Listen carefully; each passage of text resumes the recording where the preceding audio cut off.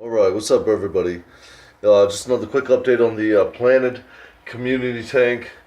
It started out as a community tank with gravel and whatnot, and I've eventually evolved into doing a planted tank, which is why you're seeing a C02 here.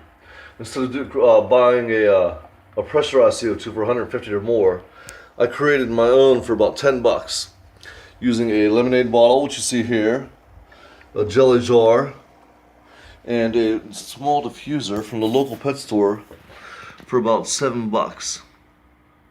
Tubing was about 4. What you do is you take your lemonade bottle, fill it about 3/4 of the way with warm water, add a tablespoon of baking soda, a packet of active yeast, which is like $1.50 at your local grocery store, and 2 cups of sugar. Shake it up, and it'll activate the yeast and everything, get it in there. And you go online, you'll find instructions for it, but that's basically what I did. And then it'll create the CO2. It takes about a day, fills up in here, and you can see I ran a tube. It doesn't touch the liquid. Comes down into here, ran it from here over to a bubble counter. Some people will say that's not necessary, but I use it just in case because this does create alcohol. This creates alcohol, and I don't want any yeast or anything getting in my tank.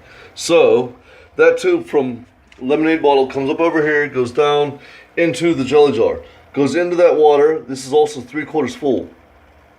The CO2 comes through the water, gets filtered out, comes back up, builds up here in this open area, which I have a tube coming in about 1/4 inch. It goes into that tube, comes down, back into this diffuser, which it builds up. And I told you before, I think I said, I'm getting a couple bubbles every couple seconds or so. I get some bubbles. But probably every minute or so, I get a big burst. We'll see if it'll do it here. I'd say every minute, every 1 to 1.5 minutes, there's a big burst. But anyway, in the meantime,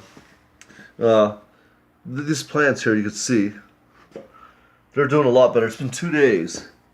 My plants before, there's a German blue ram in the background.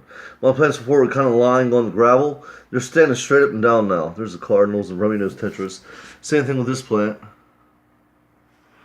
Oh yeah, the secret here to doing a DIY system, if you're worried about gassing your fish, especially if you have fish, if you just don't do plants, if you have fish, you want to make sure you get oxygen in your tank at night, because your plants are going to produce CO2, you're injecting CO2, and your fish produce CO2. So, to combat that, you can put your air stone on a timer, which you see my bubbles come up here.